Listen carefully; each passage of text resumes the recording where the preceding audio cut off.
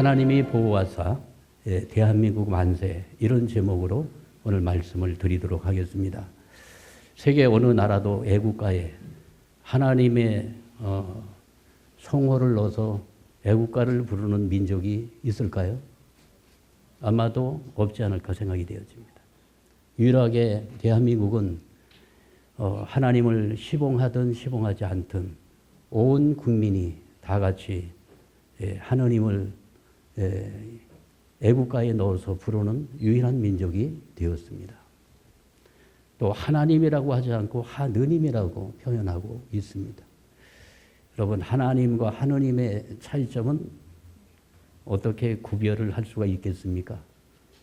우리가 보통 집에서 그래도 명문 있는 가문에서는 자녀들을 사람들이 호칭을 할 때 아들을 아드님 이렇게 표현합니다. 그죠? 아드님. 딸을 딸님 이렇게 하지 않습니다. 따님 이렇게 하고 또 아버님, 그죠? 그래서 하나님도 하느님으로 표현을 하면서 이 하나님을 아주 제대로 높여 부르는 극존칭의 그러한 용어가 하느님이라고 이야기하고 있습니다. 그래서 대한민국은 하나님을 하느님으로 그렇게 호칭해 왔고, 지금도 캐톨릭에서는 하느님으로 그렇게 표현을 하고 있습니다. 하느님이 됐던 하나님이 되었던, 또 하나님이라고 하는 표현은 천지를 창조하신 창조주 하나님으로부터 모든 존재물이 태어났기 때문에 한 존재로부터 태어난 피조물, 그래서 하나의 존재라고 하는 그런 의미에서 하나님 이렇게 호칭을 하고 있는 것입니다. 오늘 대한민국이 위기 상황이 있고 전 세계가 지금 위기적 상황에 놓여 있습니다. 전쟁이 연일 이어지고 있고 끊이지 않고 있습니다. 이스라엘과 하마스 이 전쟁이 467일 만에 이렇게 끝났습니다. 휴전은 되었어요. 이제 언제 또 터질지 모르죠. 거기는 화약고기 때문에 언제 터질지 모릅니다. 러브 전쟁 지금 현재 1070일을 맞이하고 있습니다. 6.25 전쟁이 1129일 동안 전쟁을 했습니다. 앞으로 6.25 전쟁보다도 더욱더 길어질 것이다. 그렇게 전망을 하고 있습니다. 지금 기후 위기가 심각합니다. 기후의 온도, 지구의 온도가 계속해서 올라가고 있죠. 기후가 이제 올라가게 되면은 지구촌 전체의 환경이 완전히 바뀌는 것입니다.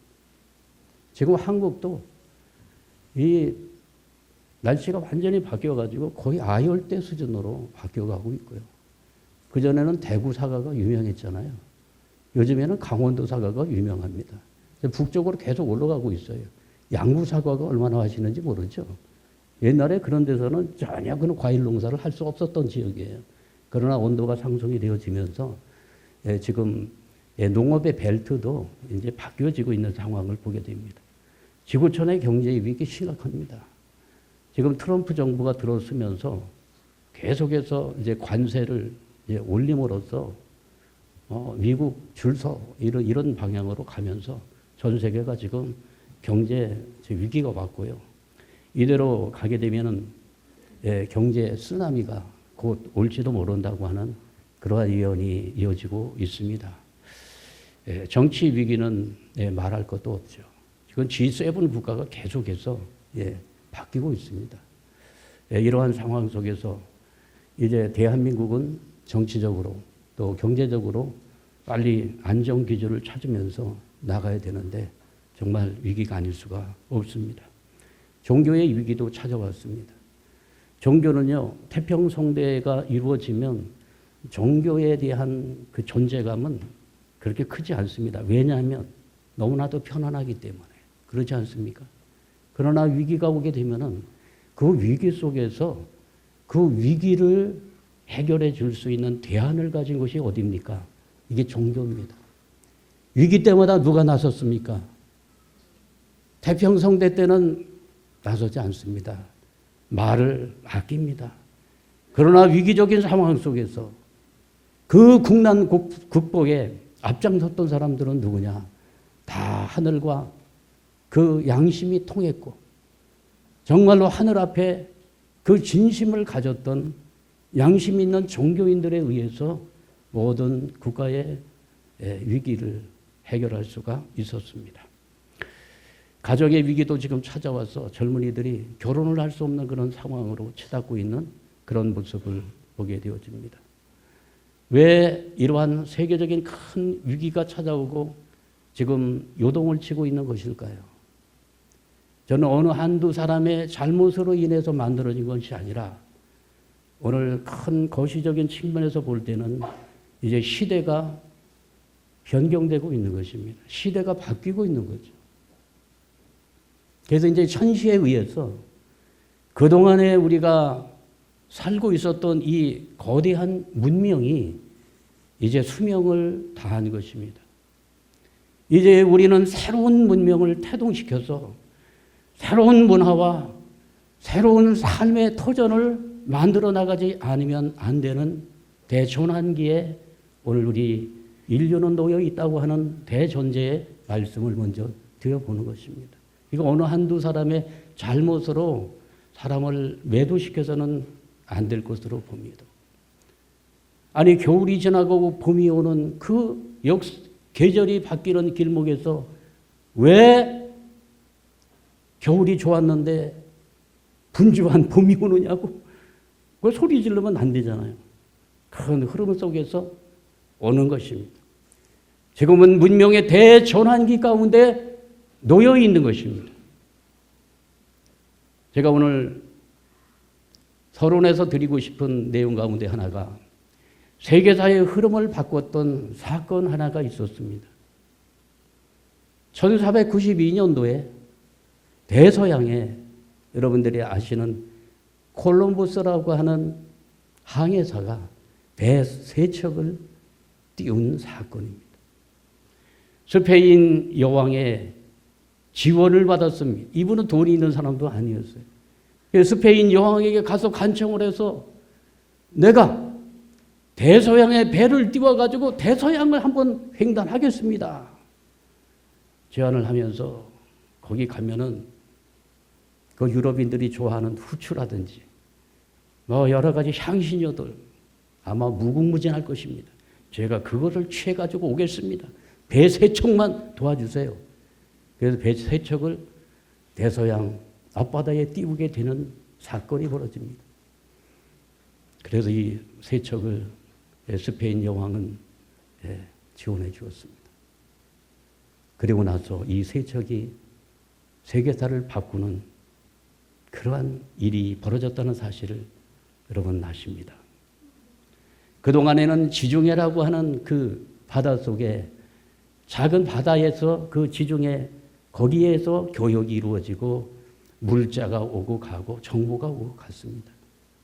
이제 대서양이 열리게 된 것입니다.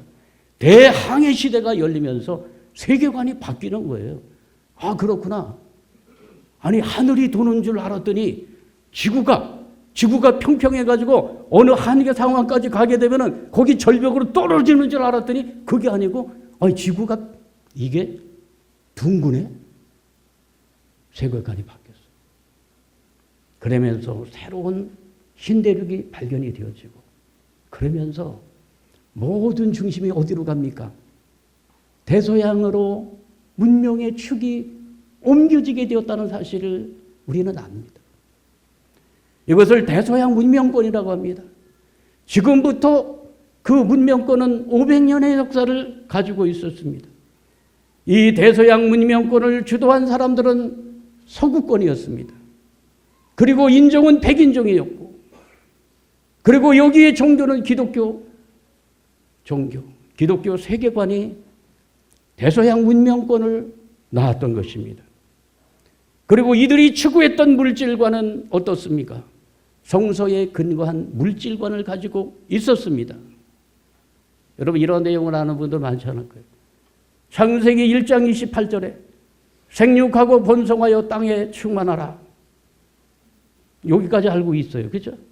그 다음이 있어요. 뭐죠? 땅을 정복하라. 그리고 공중의 새와 그리고 바다의 물고기와 땅 속에 기는 모든 생물들을 다스리라. 정복가 뭡니까? 다스리라는 거예요. 그래서 기독교 세계관을 가졌던 분들은 땅을 정복하는 겁니다. 그리고 뭐 해야 돼요? 다스리기 위해서 지배하는 것입니다. 지배하는 거예요. 여기서 뭐가 나왔습니까? 패권주의가 나왔습니다. 권력을, 강력한 권력을 통해 가지고 다른 세계를 정복을 해 가지고 뭐 하는 겁니까? 지배하는 것입니다. 이것을 패권주의라고 합니다. 이때부터 이 패권주의는 오늘에 이르러서 오늘까지 계속되어서 미국과 이 중국의 이 패권 전쟁은 끊임없이 벌어지고 있는 상황에 놓여 있다는 사실을 말씀을 드리면서 이 패권주의가 얼마나 무서운 결과를 낳았는지, 이 배세척이 신대륙을 발견하고 유럽인들이 대서양을 건너서 새로운 대륙에 눈을 뜨면서 아프리카 대륙은 비극의 대륙으로 변하고 말았습니다. 눈물의 대륙이 되었습니다. 왜 그렇게 되었습니까? 이게 뭡니까? 아프리카 대륙에 살고 있었던, 평화롭게 살고 있었던 사람들이 우리와 피부색이 다르다고 해서 그들을 노예로 삼았습니다. 이거는 노예 무역선입니다. 사람을 싣고 다니는 배를 무슨 배라고 합니까? 여객선이라고 하죠. 물건을 싣고 다니는 배를 무슨 배라고 합니까? 화물선이라고 합니다. 이들을 여객선에 실었습니까? 화물선에 실었습니까? 화물선이죠. 이건 뭡니까? 사람이 아니고 뭐라는 거죠? 이건 물건이라는 거예요. 사람이 아니라는 거예요. 그러니까 이거 차곡차곡 이렇게 해가지고 이 짐을 적재하듯이 적재를 해가지고 어디로 끌고 가는 겁니까? 새로운 일터로 가서 노예시장에 갔다가 이들을 파는 그러한 일들이 벌어졌어요. 2인 1조로다가 손에는 수갑을 채우고 발에는 뭘 채웠습니까? 족쇄를 채워가지고 차곡차곡 배에다 이렇게 실었습니다. 이게 아프리카의 눈물입니다. 그러니까 유럽의 그 배부른 사람들은 신대륙이 발견이 되면서 새로운 기회의 역사가 시작이 되었다고 한쪽은 얘기하지만 한쪽에서는 비극의 역사가 시작된 것을 우리는 잊고 살았습니다. 이곳은 15세기에서 19세기에 2천만 명이 팔려간 노예 무역의 중심지 고래섬입니다. 여기에서 생리별을 한 곳입니다. 가족들이 생리별을 했어요. 2018년 1월 19일 날 세네갈 고래섬에 한학자 총재님, 한학자 우리 참 어머님께서 이곳을 방문하셨습니다. 이 문이 무슨 문입니까? 여기에서 여기 이제 배를 여기다 대면은 여기서 착착 한 사람씩 그 화물선에 그 적재되는 자리입니다. 여기가 생리별을 해야 되는 자리입니다. 가족을 등지고 생리별을 하면서 통안에 눈물을 쏟았던 통안과 원한의 땅. 여기에 얼마나 많은 사람들이 마음의 상처를 안고 가문이 풍지박살이 나고 그랬던 자리입니다. 여기에 가셔서 한학자 총재님께서 기도하시고 대서양문명권에 특히 기독교인들의 잘못을 지적하면서 하나님의 본질, 예수님의 본질을 몰랐다. 이것을 말씀하시며 이렇게 해원식 축도를 하셨습니다. 당신의 깊은 뜻과 예수님의 본질을 모르는 기독교 문화권은 아프리카 고래섬에 비통한 역사를 남겼습니다.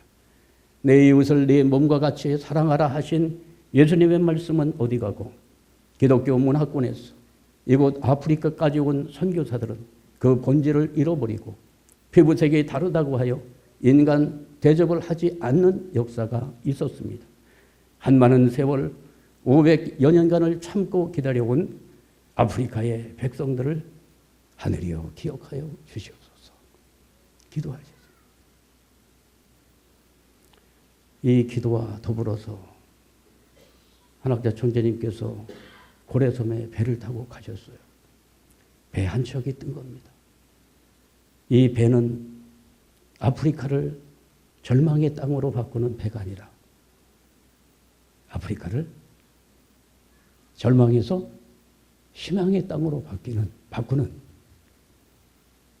그런 사건이 이루어지게 되었던 것입니다. 여러분 박수 한번 하늘 앞에 올려주시기 바랍니다.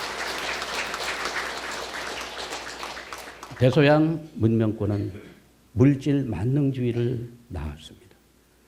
지금은 최첨단 과학과 기술을 지배하는 물질 문명의 사회 속에 모든 사람들이 물질 만능주의, 물질 지상주의 세계관, 가치관에 함몰되어 있는 형국입니다. 그러면서 그동안 신봉해왔던 하나님의 존재를 부정하고 이제 하나님을 서서히 마음속으로부터 지워버리기 시작했습니다. 하나님의 상실시대가 왔고 더불어서 하나님을 잃어버린 인간은 양심을 상실하기 시작했습니다. 지금 이 시대 양심이 실종된 시대입니다. 결과 불법과 편법이 판치는 세상. 인간의 교만과 욕심이 어디까지 갈지 모르겠어요. 개인적 이기주의와 집단 이기주의가 만연된 사회 속에 지금 서로가 죽이고 또 죽이는 그러한 무언의 전쟁들이 벌어지고 있는 상황을 맞이하고 있습니다. 경쟁과 미움의 적대 관계는 점점 높아지고 공동체는 무너져 내리고 있는 상황을 맞이하고 있습니다. 인간 정체성의 위기를 이제 맞고 있는 것입니다. 무한경쟁. 무한경쟁의 의미는 뭡니까? 1등만 살아남는 사회구조죠. 2등도 살아남지 못합니다. 승자 독식. 일단 승자가 위너가 되면 모든 권력과 모든 지식과 기술과 정보를 독점하는 승자 독식의 세상. 약육강식. 힘에 놀리죠. 약자를 배려하지 않는 그러한 이 비극적인 문화를 이제 우리는 이러한 문화 속에서 두 발을 딛고 살아가는 존재이다 보니까 우리 모두의 삶이 고단하고 어렵습니다. 그래서 오스팔트 슈팽글러라고 하는 그 역사학자는 서구의 몰락이라고 하는 책을 일찍이 출판했습니다. 이제 서구 문명은 저물어가고 있다. 몰락해가고 있다. 이렇게 이야기를 하면서 저자는 서구 문명의 몰락을 일찍이 예견하면서 서구 문명의 쇠퇴기를 맞고 있다고 분명하게 지적을 하고 있습니다. 하늘은 이러한 상황을 그냥 보고만 있겠습니까? 살아계신 하나님이 보고만 침묵만 하고 계시겠습니까? 그래서 하늘은 이 서구 문명권에 이제 몰락과 함께 새로운 문명을 태동시키기 위해서 문명의 축을 지금 옮기고 계시는 것입니다. 어디로 오고 있는 것입니까? 대서양을 중심 삼았던 이 500년의 세계사를 주도했던 특히 영국과 미국과 구라파를 중심 삼은 이 대서양 문명권을 이제 저물게 하고 이제 문명의 축을 옮겨서 태평양을 중심 삼은 태평양 문명권의 시대를 하늘은 열어가고 있다는 사실을 우리는 알고 있습니다. 알고 계시죠? 이제 문명의 축이 어디로 옮겨졌습니까? 이제 대서양이라고 하는 큰 해양에서 태평양으로 문명의 축이 옮겨지면서 전 세계 GDP의 아시아 태평양권을 중심 삼은 교역량이 파악을 해보니 37%예요. 교역량도 이 아시아 태평양권으로 옮겨지고 있어요. 지금 패권 전쟁의 한마당이 어디서 벌어지고 있느냐? 대서양이 아닙니다. 어디입니까? 태평양이에요. 그래서 이 태평양을 주도하기 위해서 지금 중국에서 1대1로의 정책을 중심으로 해가지고 강력하게 패권 정책을 펴고 있고, 또 미국도 이 아시아, 태평양, 저 인도까지 지금 미국이 이 패권의 영향력을 뻗치기 위해서 지금 보이지 않는 가운데에 엄청난 내적인 소용돌이가 일어나고 있다는 사실을 우리는 기억을 합니다. 문명이 교차가 되어지는 대전환기를 맞이하면서 대서양 문명권이 이제 저물면서 태평양 문명권의 새로운 신문명이 탄생하는 변화와 혁신, 이노베이션의 새로운 시대가 열리고 있는 것입니다. 대서양 문명의 특징은 서양 중심, 남성 중심, 경쟁, 투쟁, 분열, 패권주의. 여기에 태평양 문명권은 동양권이 중심이 되고 남성이 아닌 여성이 더 중심이 되고 경쟁이 아닌 상생의 시대로, 투쟁과 분열이 아닌 화합과 통일로, 패권주의가 아닌 평화주의로 이제 문명의 구체적인 컬러가 바뀌어지고 문명의 콘텐츠가 바뀌어지는 그런 시대를 맞고 있다는 사실을 기억을 해야 됩니다. 뉴 노멀 시대. 요즘에 뉴 노멀이라고 하는 말을 많이 문학자들이, 역사학자들이, 사회학자들이 쓰고 있습니다. 뉴 노멀이라고 하는 게 무슨 뜻입니까? 새로운 표준이 만들어진다는 거예요. 과거의 스탠다드가 무너지고 새로운 스탠다드가 만들어진다는 거예요. 문명의 새로운 표준이 창출되어지는 대전환기, 이 시대를 오늘 우리는 맞이하고 있는 것입니다.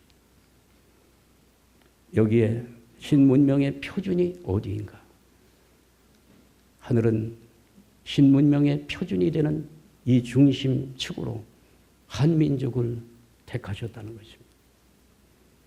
이제 한민족의 사상과 문화가 이제 태평양 문명권 시대를 맞이하면서 신문명의 중심축을 이루면서 천원의 운세는 한반도에 몰려와서 한반도에 지금 닻을 내렸습니다. 아십니까? 그래서 요동을 치는 겁니다. 그래서 요동을 치는 거예요. 이제 이 신문명을 주도해 나가는 사람들은 사람도 바뀌어야 되지 않겠습니까? 이제 하늘을 신봉하며 사람을 사랑하며 이제 전 세계가 함께 공생 공영할 수 있는 큰 마음을 가진 그러한 사람들에 의해서 신문명은 새로운 모습으로 태동되어서 발전되어져 나갈 것입니다. 한반도는 문명의 결실지가 될 것이라고 문선명 한화자 총재님께서는 일찍 이 문명 내용을 이렇게 예견하셨습니다. 한국에서 물질 문명이 최고도화가 이루어진다는 거예요. 물질 문명에. 그러니까 물질 문명을 대표하는 것이 경제력, 그다음에 뭐죠? 국방력 이런 것이겠죠. 우리나라 경제력이 세계 10위가 됐잖아요. 몇 년 만에? 60년도 안 됐어요. 57년 만에 그렇게 반열에 올랐고요. 선진국가의 반열에 올랐습니다. 우리나라 IT 강국입니다. 또 생명공학, 나노 이런 생명 테크놀로지가요. 전 세계 1위입니다. 대한민국의 기술력, 잠수함을 제일 잘 만든대요. 특히 30톤급 이상 되는 잠수함, 그 다음에 큰 배 있죠. 한국 제일 잘 만드는데요. 야, 이 거북선을 만들었던 DNA가 있는 것 같아요, 한국이. 배 잘 만듭니다. 그리고 이 한국이 군사력이 지금 몇 위입니까? 군사력은 6위까지 그렇게 뛰어올랐습니다. 정신문명은 어떻습니까? 정신문명을 가름하는 것이 이게 문화력입니다. 문화. 요즘에 K자만 붙으면 K드라마, K영화, K노래. 예? 전부 다 그냥 전 세계에 열광을 막 합니다. 여기에 뭐가 더 있어야 되느냐? 앞으로 시대를 이끌어 갈 수 있는 사상과 이념이 있느냐?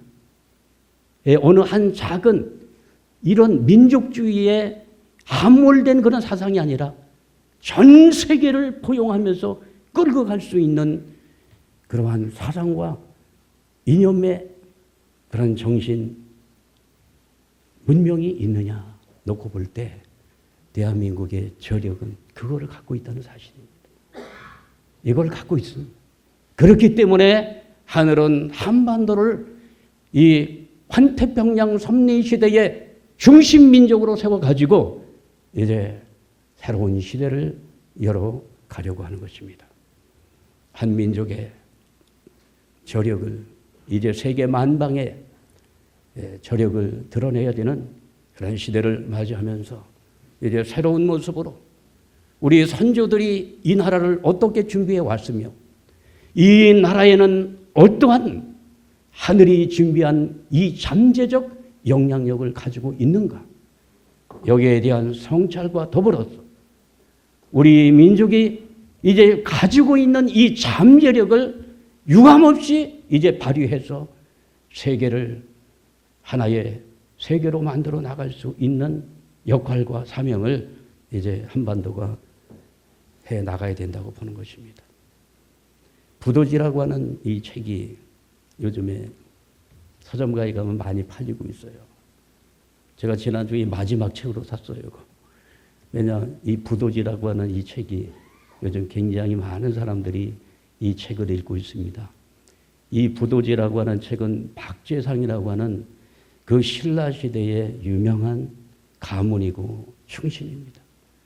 이분 가문에는요, 역사적으로 이 대한민국에 내려오는 고서를 그 집안에서 소장하고 있었고, 또 이 박재상은 그 당시에 지금 국립박물관 같은 그런 곳에서 일을 했기 때문에 대한민국의 그 상고사에 대한 역사적인 사료들을 많이 이렇게 접할 수 있는 일을 했던 분입니다.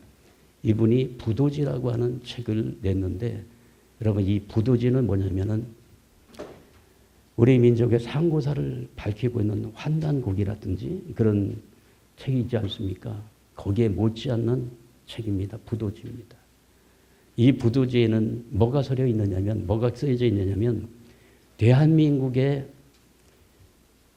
창세기, 대한민국이 어떻게 출발이 됐는가, 한민족에 대한 시원을 알려주고 있고, 그것을 넘어서서 천지의 창조가 어떻게 되어졌는지 대한민국의 창세기, 이것이 오늘 제가 말씀을 드렸던 내용입니다.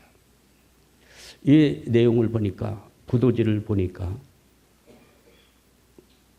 성경의 창세기 여러분 읽어보셨죠? 너무나도 성경의 창세기와 비슷한 내용을 가지고 있습니다. 한 민족을 창조한 그 역사를 출발시킨 그분이 누구냐? 마고신이라는 거예요. 마고. 여러분 들어보셨죠? 마고. 그래서 마고 신화가 있습니다. 이 마고 신화에 등장하는 이 신은 남성이 아닙니다. 생명 창조를 한 여신, 어머니 신입니다. 그래서 한국에서는 뭘로 알려져 있나요? 마고, 할매. 할머니 이렇게 하지 않고 마고, 할매. 여러분 할매 하면은 어떤 느낌이 듭니까? 할머니를 평가절하 하는 그런 용어가 아니고요. 친근성. 할매, 잘 계시오. 할매, 건강하세요. 할매, 삼신 할매, 마고 할매. 이런 내용으로 알려져 있는데요. 이 마고신이 마고성을 만듭니다. 그 마고성은 뭔가 이렇게 봤더니 에덴 동산이에요. 아담 해와가 창조가 되어가지고 하나님과 아담 해와 천사들이 함께 활동했던 에덴 동산. 그래서 성경에는 그 에덴 동산으로 다시 돌아간다고 하는 회귀 사상이 있지 않습니까? 다시금 잃어버렸던 인류의 영원한 본향, 에덴 동산으로 돌아간다고 하는 그러한 창세기의 창세 신화가 있습니다. 그런데 이 대한민국 한민족의 뿌리가 되어지는 이 마고 신화를 보면은 마고성을 만들고 마고성에 사는 사람들은 너무나도 하늘의 천심을 가지고 살았기 때문에 그냥 말을 하나 하지 않아도 이신저신 다 통했대요. 그리고 죄를 지을래야 지을 수가 없었대요. 왜냐? 하나님의 마음을 다 심정적으로 느끼고 있었기 때문에. 그러한 공동체가 마고성이었다고 표현하고 있습니다. 마고성. 마고성은 성경의 에덴 동산과 똑같은 개념을 가지고 있습니다. 그런데 어느 날 마고성의 자제율, 스스로 법을 지키는 자제율이 있었는데 거기 그 마고성에는요, 이거 하면 안 돼! 이거 해! 이런 율법이 아니고 스스로 그 자정 능력을 갖게 하는 자제율이 있었는데, 하늘의 법도가 있었는데 그 법도를 어기고 오미의 변이 일어났다고 합니다. 변고가 일어났다는 거 어느 날 변고가 일어났는데 어떤 사건이냐? 포도를 따먹는 사건이 벌어졌대요. 아니, 포도 따먹고 타락한 민족인 건 몰랐어요. 한국에 포도밭이 무지하게 많은데 포도를 따먹고. 네, 그건 어떤 다른 의미가 있을 것입니다. 그래서 에덴 동산에는 선악과를 따먹고 타락을 했는데 이 한민족의 시원을 이루고 있는 이 마고 신화에 의하면 오미의 변을 통해 가지고 포도를 따먹은 것이 문제가 되어 가지고 인간이 타락해서 영성을 상실하게 되었고 마고성을 출성하게 되었다. 마고성을 떠나게 되었다. 타락의 후예들이 마고성을 떠나게 된 겁니다. 그러면서 다시 마고성으로 돌아가야 하기 때문에 하늘이 천부를 주셨대요. 우리 천부경 얘기 많이 합니다. 그죠? 천부. 하늘의 말씀을 주셔가지고 천부를 중심 삼고서 수양을 통해서 다시금 어디로 돌아가는 거예요? 마고성으로 돌아간다고 하는 사상이 복본 사상입니다. 복. 다시 복자, 근본본. 다시 근본으로 돌아간다는 거예요. 이게 성경의 섭리와 우리는 뭡니까? 복귀죠. 에덴 동산으로의 복귀잖아요. 여기 복본이에요. 우리 민족의 고요한 이 말씀의 그 용어는요, 복본입니다. 본연의 세계, 근본의 세계로 다시 돌아가는 섭리가 바로 이 마고 신화에서 알려주는 한민족의 위대한 구원의 메시지인 것입니다. 이런 역사를 우리가 다 놓치고 살았습니다. 이게 한민족의 희원을 이루는 역사고 이것이 인류 역사가 시작되어지는 창세기와 같은 그 역사를 우리 민족이 가지고 있다는 사실입니다. 우리는 마고신을 모셔온 민족이고요. 지금도 여러 곳에서 마고 그 신전이 있습니다. 제주도에 가면 설문대 할망이 있습니다. 삼신 할머니하고 똑같아요. 그리고 노고산에 가면, 지리산에 가면 노고단 재단이 있어요. 노고단이 아시죠? 노고단. 저게 노자가 무슨 노자입니까? 늙을 노자고요. 요 고자는 마구할 때 그 고자예요. 계집여변의 옛 고자잖아요. 옛날의 어머니, 태초의 어머니. 이게 마고신이죠. 마고재단이 지리산 정상에 있어요. 거기 가보셨죠? 이게 무언고. 그러면서 그냥 오셨을 거예요. 돌멩이 하나 올려놓고 그냥 왔을 거예요. 그게 마고신을 모시는 천재단입니다. 태백산에 가면은 천재단이 있습니다. 거기도 누구를 모십니까? 마고신을 모시는 것입니다. 대한민국에 마고신을 모시는 것은요, 어느 특정한 산에만 있는 것이 아니라 마을에 뭐가 있었습니까? 성황당이 있어서 성황당. 그 성황당은 뭐 하는 곳이었느냐? 마고신을 모시고 마고신에게 제사를 올리는 마고재단이 성황당이었다고 하는 것입니다. 성황당에는 반드시 뭐가 있습니까? 큰 나무가 있죠. 당산나무라고 합니다. 느티나무. 동네마다 보면 느티나무가 많아요. 그 나무가 크게 서 있는 것은 하늘과 땅을 연결시키는 그 역할을 이 당산나무가 했다고 하는 그런 기록이 남아있는 것입니다. 자, 우리 민족은 이렇게 위대한 역사를 가지고 우리는 단군 왕검 때부터 우리 역사를 이야기합니다. 그것도 단군 신화라고 하면서 얘기를 합니다.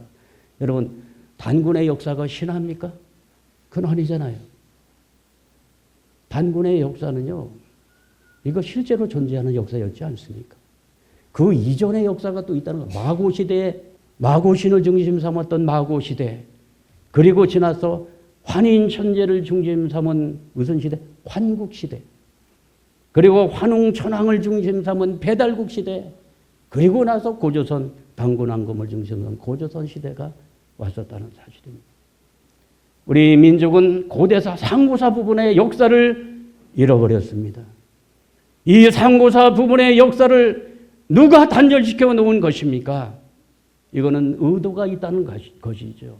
이게 식민사관을 통해 가지고 우리 민족의 그 위대한 저력, 우리 민족의 정신적인 그 지주 역할을 해왔던 이 상고사에 대한 이 역사를, 왜냐, 대한민국 국민들이 이 역사를 공부하게 되면 가슴이 뛸 수밖에 없어요. 민족의 자긍심을 가질 수밖에 없어요. 그렇기 때문에 이 역사를 왜곡해서 그 역사의 뿌리를 뽑아버리는 일들이 진행이 되었다는 사실입니다. 이제 이것을 다시금 복원하면서 하늘이 준비한 이 한민족이 얼마나 위대한 역사의 뿌리를 가지고, 정신적인 그러한 뿌리를 가지고 내려왔는지를 다시 한번 생각하면서 이제 하늘이 준비하신 환태평양 문명권에 이제 이 한민족이 한마음 한뜻이 되어서 새로운 역사를 주도해 나가야 되는 때를 맞이하게 되었다는 사실을 말씀을 드립니다. 한민족의 뿌리 천손사상이 있어요. 한국에는 천손, 하늘의 이 혈통이 어디서 왔다는 거죠? 하늘로부터 왔다는 거잖아요. 이 천손사상에 대한 이 내용은 너무나 방대합니다. 이 내용만 가지고 언제 한번 특강을 한번 하는 시간이 왔으면 좋겠습니다. 천손사상. 그런데 기독교 사회에서는 천손사상이 아니고 무슨 사상이죠? 선민사상이죠. 선민과 천손사상은 다릅니다. 선민은요, 여러 민족 가운데 하늘이 택했다는 거잖아요. 그런데 우리 민족은 보냄을 받은 민족이나 보냄을 받은 민족, 하늘로부터 보냄을 받은 민족. 그래서 뿌리가 어디에 있다는 거죠? 땅에 있는 것이 아니라 하늘에 있다고 하는 것을 알려주면서 한국에는 천손사상이 있습니다. 경천사상, 홍익사상, 광명사상, 이런 것이 다 천손사상에서 나오는 것입니다. 단군 조선의 실천적 통치 이념이 두 가지죠. 홍익인간이에요. 인간을 널리 이롭게 하라는 거예요. 그 다음에 이화세계. 이화세계는 뭡니까? 세상을 만드는데 어떤 세상이냐? 인간 중심한 세상이 아니라 하늘의 천도와 천의가 세워지고 하늘의 천도로 다스려지는 그러한 세상 만들자는 것입니다. 오늘 김태진 목사님께서 하늘에서 이루어진 뜻이 땅에서 이루어지이다. 이제 하늘이 세운 그 뜻이 땅에 이루어진 그 세상이 무슨 세계입니까? 이화세계입니다. 이화세계. 우리 민족은 그렇게 이 단군 왕검의 그 역사를 중심 삼고 그토록 하늘이 원했던 땅에 이루어지는 하나님의 나라에 초점을 맞추고 대한민국이 세워졌고, 그러한 뜻에 의해서 대한민국이 이렇게 이끌어져 와서 단군 왕검이 47대 왕에 이르는 기간 동안 BC 약 2000년 동안의 역사를 가지고 있고, 지금 금년도가 2025년도니까 2333년도에 이 단군 왕검이 역사를 출발했으니까 요거 플러스 시키면 한 4300년이 넘습니다.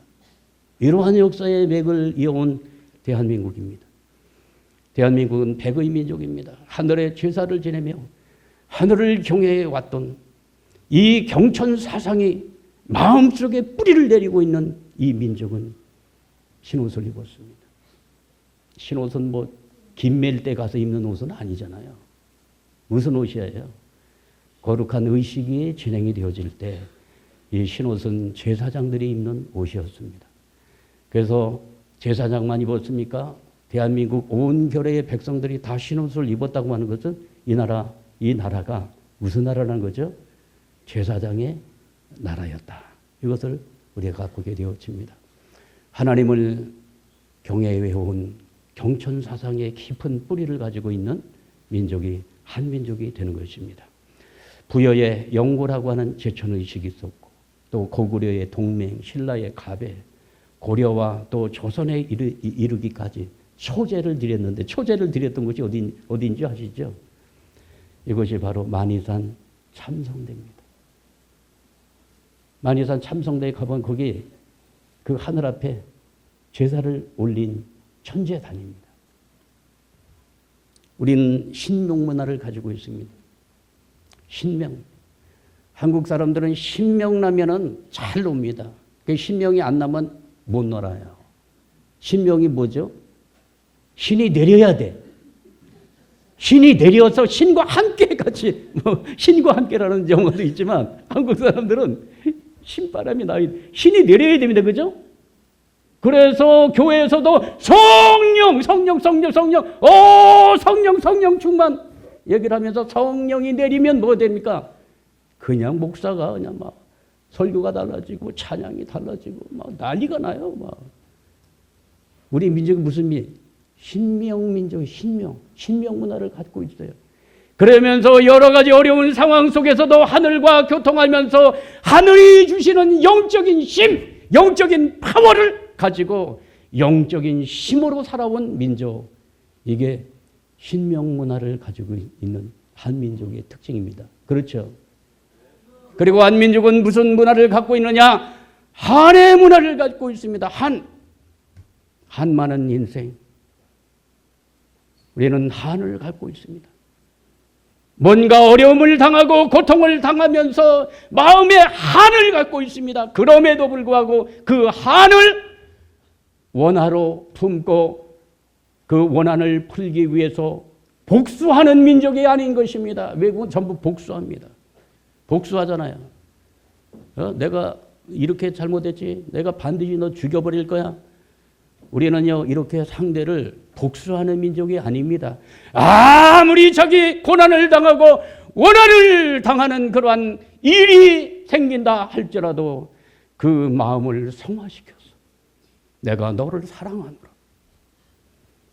사랑으로 이 원한을 성화시켜서 살아온 민족이 대한민국입니다. 얼마나 위대합니까? 그러죠? 그렇기 때문에 우리 민족은 세계를 품을 수가 있는 것입니다. 여러분, 대한민국의 여성들이 많이 추었던 강강술래 춤이 있습니다. 강강술래는 낮에 추는 춤이 아닙니다. 요즘은 낮에도 추는 것 같아요. 밤에 췄습니다. 언제 춥니까? 보름달이 휘영청 밝을 때, 그것도 그냥 달만 쳐다보는 것이 아니라 큰 그릇을 가운데 이렇게 놓고 거기다 정화수 물을, 깨끗한 물을 거기다 붓게 되면 저 하늘의 달이 어디에 비칩니까? 정화수 그 물에 비춰가지고 보름달이 땅 위에 둥그렇게 이렇게 떠오르게 되면 그 달을 중심 삼고 빙글빙글 돌면서 원무를 추었던 것입니다. 원무, 화합과 통일이에요. 손에 손을 잡고 화합과 통일과 평화를 염원하는 춤을 추면서 덩실덩실 춤을 추면서 하늘을 중심 삼은 평화 애호 민족의 그 정서를 즐겼던 민족이 대한민국이 아니겠습니까? 강강술래. 그 가운데 달이 뭘 상징하고 있냐면 마고신을 상징하는 어머니신, 마고 어머니. 우리를 창조하시고 우리를 보호하시고 양육하시는 마고 할머니, 우주의 어머니를 그 물에다 띄워놓고 그것을 중심 삼고 덩실덩실 춤을 추면서 화동했던 한민족의 위대한 문화 유산입니다. 자, 한민족은 또 어떠한 그 마음의 그 기준을 세우고 왔느냐면 종교를 화합시키는 마음을 갖고 있습니다. 삼국시대로부터 이 나라에는 불교, 유교, 도교가 함께 들어와서 서로 간에 충돌하지 않았어요. 잘 이렇게 화동하면서 이 종교를 서로 간에 인정하고 수용하는 그러한 문화를 만들어 왔습니다. 자, 이러한 종교들은 하늘을 중심한 조화롭게 융합을 시키는 전통을 이 민족은 발전시켜 왔다고 하는 것입니다. 대한민국 사람들이 비빔밥을 좋아해요. 그죠? 비빔밥 맛있죠? 그래서 어떤 사람들은 종교 비빔밥의 나라다 이렇게 얘기를 하더라고요. 종교가 비빔밥처럼 잘 섞인다는 거예요. 아버지는 기독교, 엄마는 불교, 아들, 딸은 통일교. 같이 밥을 먹을 수 있을까요? 외국에서는 그 불가능해요. 불가능합니다. 가정이 해체됩니다. 그러나 우리는 종교적 배경이 다름에도 불구하고 밥상을 마주 앉아 함께 평화롭게 밥을 먹을 수 있는 나라가 대한민국이라는 사실을 놓고 볼 때 얼마나 대한민국의 국민들이 마음의 그 크기가 넓고 깊은가 하는 것을 보게 되어집니다. 동의하시죠? 네. 우리 민족은 평화, 애호 민족으로서 평화를 사랑하는 민족이에요. 930여 차례의 침범을 받았음에도 불구하고 언제나 그 외국을 우리가 도전을 해서 땅을 빼앗기 위해서 공격을 해온 그러한 역사가 없는 평화를 사랑하는 역사를 가지고 있습니다. 지금은 오랜 세월 하늘이 주신 그 문화의 DNA를 우리 대한민국 국민들 한민족이 갖고 있기 때문에 지금 문화 강국으로서 세계적으로 영향을 미치고 있습니다. K컬처, 심정 문화입니다. 자, 이 심정 문화는 뭡니까? 왜 세계의 많은 사람들이, 세계인들이 한국의 문화를 좋아하는 걸까요? 테크닉이 좋아서? 아닙니다. 이유는 정 때문에 그렇대요. 한국은요, 정을 먹고 사는 민족이잖아요. 훈훈한 정이 있습니다. 그 정에 세계인들이 매료가 되어서 한국에 노래가 나와도 그 정의 문화, 또 드라마 속에서도 정을 주고받는 그러한 문화에 세계인들은 감동을 받는 것입니다. 그래서 한국이 자랑하게 될 이 심정 문화, 이 심정 문화를 이루기 위해서 우리 참 부모님께서는 문화예술, 이 소프트 파워를 높이기 위해서 많은 투자를 해오셨습니다. 1962년도 리틀 엔젤스 예술단을 이렇게 창설을 해서 한 민족의 그 위대한 문화를 세계 속에 정말 알리는 문화 사절단, 공공 외교의 사절단으로서 그 역할을 감당해 왔고, 또 1984년도에 유니버셜 발레단을 만들어서 발레의 이 불모지 땅에 발레의 인프라를 구축을 하면서 이 대한민국을 정말 문화 강국의 반열로 올리는데 일조했던 그 기초를 우리 참 부모님께서 닦아오셨다는 사실을 우리 대한민국의 온 국민들이 알아야 될 것으로 생각이 되어집니다. 아십니까? 자, 이제 대한민국이 세계 속의 중심 민족이 될 것이라고 하는 예언가들의 증거는 너무너무 많습니다. 대표적인 분이 타고르입니다. 인도의 시성이죠.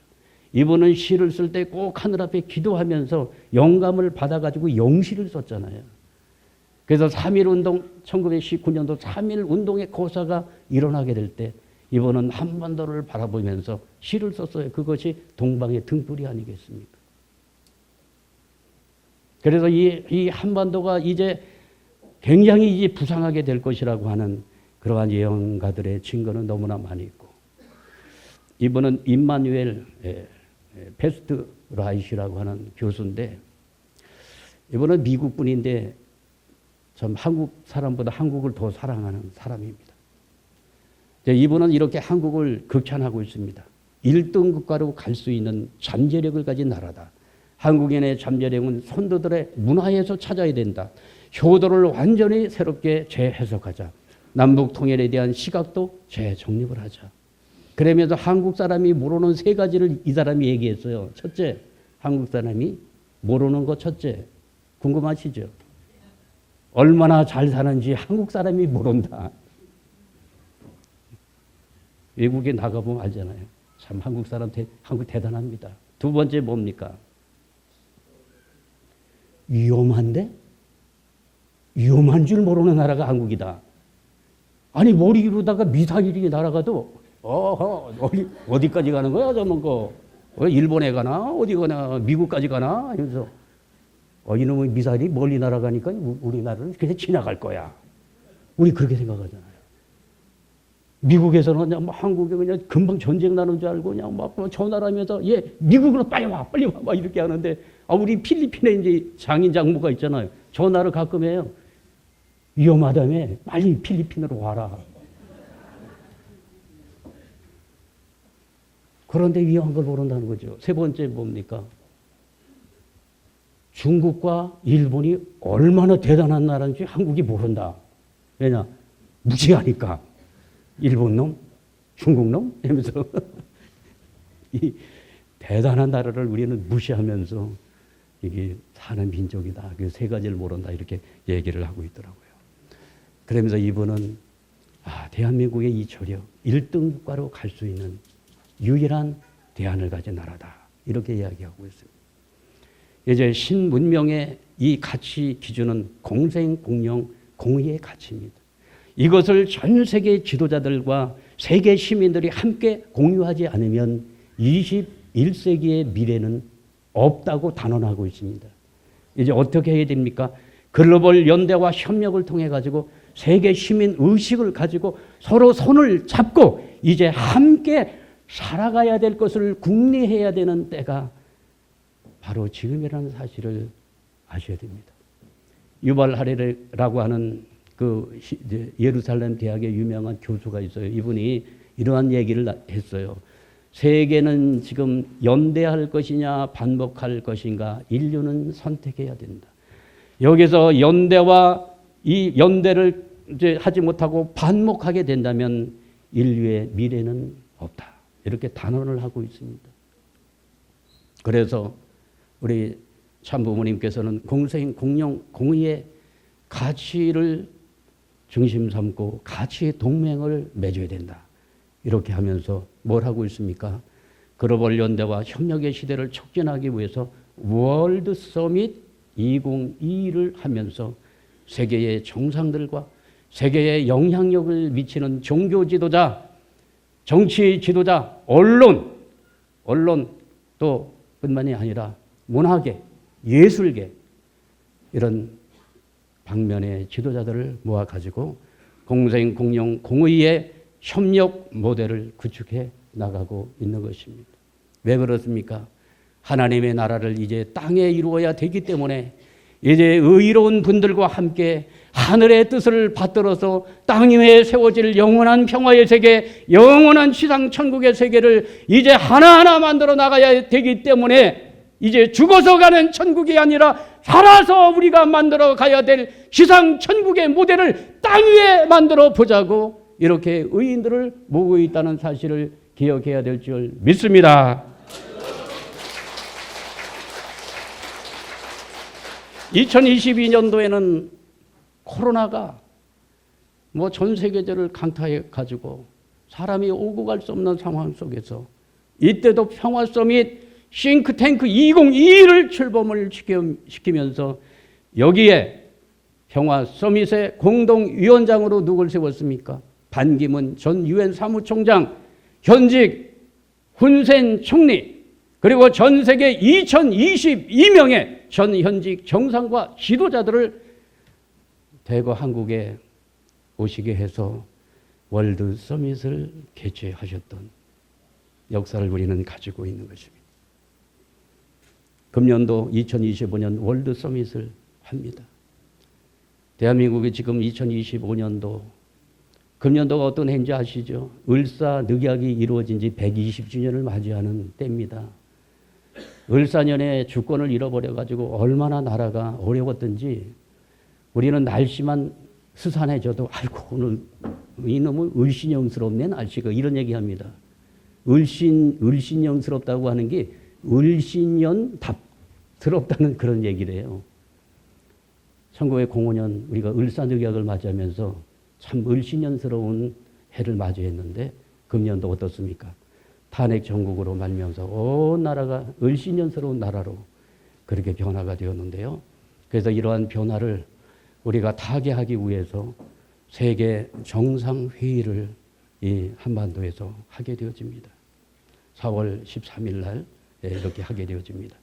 정치적 혼란기에도 불구하고 굳건하게 다져가는 국제평화연대를 상징하는 월드 서밋이 이루어지게 됩니다. 이날에 이제 종교 지도자들이 대거 참여를 하십니다. 폴라 화이트 목사는 이번에 이 트럼프 정부의 그 종교 자문 고문으로 이번에 위촉이 되었습니다. 그래서 종교 쪽에 수장이 되었어요. 그리고 마틴 루터킹 3세는 루터킹 목사 아시죠? 그 아들이고. 그 다음에 프랭클린 그레이엄은 빌리 그라함 목사 아시죠? 그분의 자녀죠. 이번에 기독교계의 걸출한 지도자들이 한국에 옵니다. 이런 분들은 통일교기 때문에 다 안 왔던 인물들이에요. 이제 마음의 종교의 벽을 허물면서 이들이 한국으로 오게 되는 역사가 벌어지기 시작했습니다.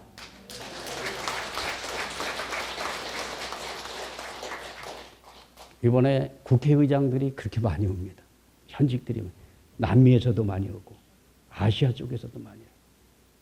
왜 국회의원들이 국회의장들이 오나 봤더니 대통령이 지금 저기 어느 곳에 가 계시잖아요.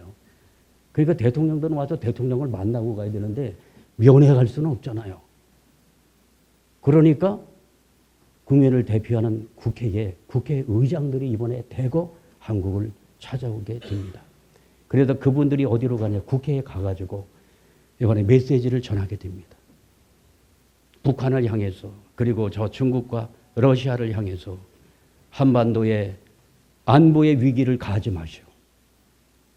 전 세계의 이 정상급의 지도자들이 와가지고 국회에서 그 메시지를 전하면 여기는 엄청 큰 영향력을 발휘하게 되는 것입니다. 아주 여러분 우리 통일교회 교인들 왜 광화문 광장으로 안 나옵니까? 얘기하고 있잖아요. 아까도 그 김영서 시장님. 우리는 그거보다 더 큰 일을 하고 있는 것입니다. 거기 가서 이것만 한다고 끝나는 것이 아니라 이제 세계사를 이끌고 가는 이 영향력 있는 지도자들을 어떻게 하늘 뜻 앞에 세우고 섭리의 그 중요한 자리에 세워가지고 함께 평화세계를 만들어 나갈 것인가를 고민하는 사람들이 있어야 되지 않겠습니까?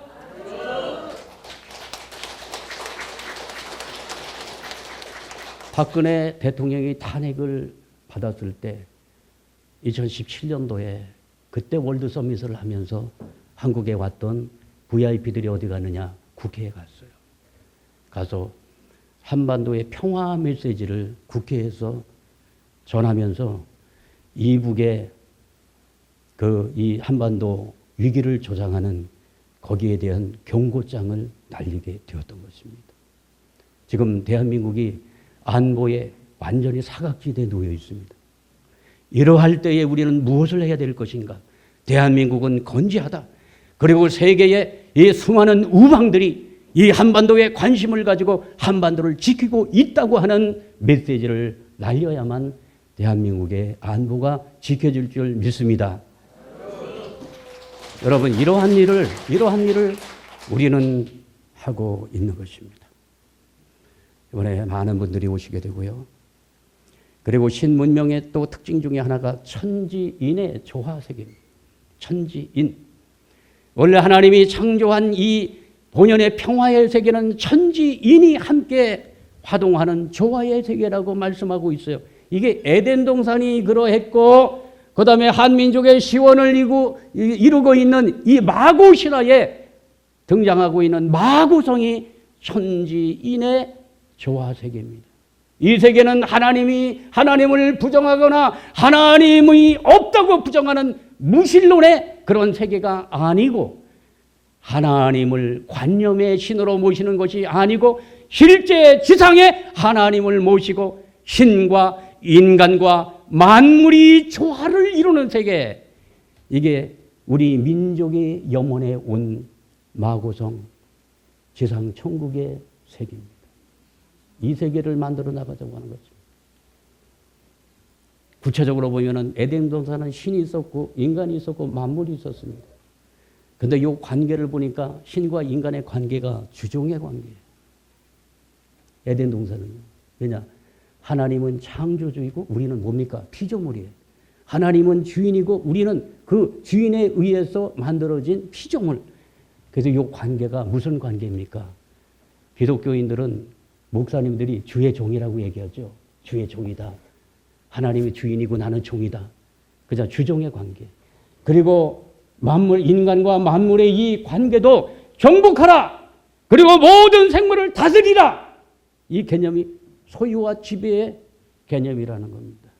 그러나 우리 에덴 동산, 하늘이 꿈꿔왔던 이 마구성을 중심 삼은 이 본연의 이상향은 어떠한 곳이냐? 신과 인간이 무슨 관계입니까? 부자 관계를 이루고 있다는 거예요. 부자 관계. 그래서 마구신은 인간을 쪼물쪼물해가지고 창조한 것이 아니고 자기의 배로 낳았습니다. 인간을 낳는, 생명을 낳는 거예요. 출산하는 거예요. 창조가 아니라 인간을 출산하신 신입니다. 그래서 그 관계가 무슨 관계죠? 부자 관계이면서 이 관계는 핏줄로 연결되어 있는 부자 관계임을 밝히고 있는 것입니다. 여러분, 이런 내용이요, 우리 민족사의 그 신화에 나오고 있다고 하는 것은 엄청난 것입니다. 그리고 이 인간과 만물의 관계는 무슨 관계? 소유와 지배의 관계가 아니고 무슨 관계입니까?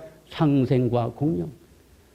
만물과 조화를 이루며 살아가는, 만물을 우리는 보호하고 그 만물은 인류에게 이로움을 주면서 함께 공생 공영해 나가는 그러한 인간과 만물의 관계를 명확하게 규정하고 있다는 사실을 기억해야 될 줄 믿습니다. 아주. 자, 그래서 하늘이 잃어버렸던 본연의 에덴 동산이 땅 위에 이제 그 모습을 나타나고 있으니 그것이 바로 효정 천원 동산입니다. 지상 천국의 모델이고 이것은 에덴 동산의 실체이며 마고성의 실체라고 오늘 저는 말씀을 드리고자 합니다. 아십니까? 이거를 찾기 위해서 그토록 오랜 세월 이 민족은 이 세계를 영원하며 달려왔습니다.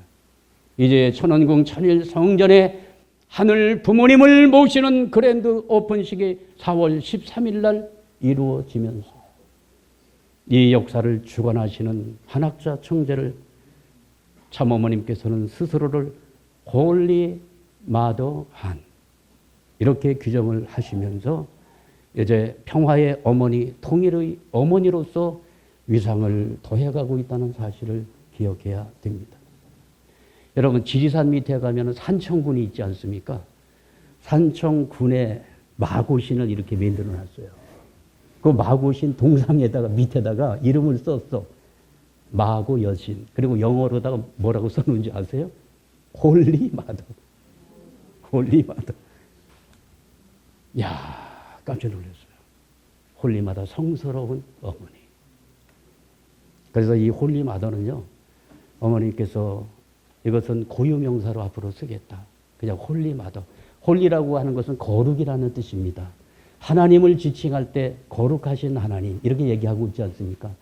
그래서 신의 신성을 이야기할 때 첫 번째가 홀리, 거룩입니다. 홀리 마더. 그래도 홀리 마더는 뭐냐면은 이 민족이 숭상해온 마더신, 그 마고신의 그 어원과 같은 것입니다.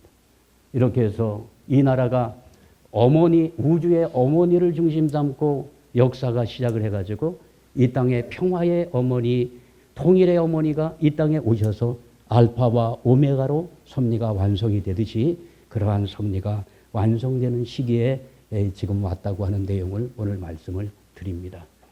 그래서 하늘이 지향하는 지상천국의 모델은 One Family Under God. 하나님 아래 인류 한 가족의 세계입니다. 그렇죠? 그런데 여기에 가운데 누가 들어가야 되느냐? 여기에 인간이 들어가는 것이 아니라 하나님이 들어가야 되는데 지금까지 우리가 불러왔던 하나님은 아버지 하나님만 불러왔다는 거예요. 그죠? 아버지 하나님만 불러왔어요. 김태지 목사님, 아버지 하나님만 있었죠.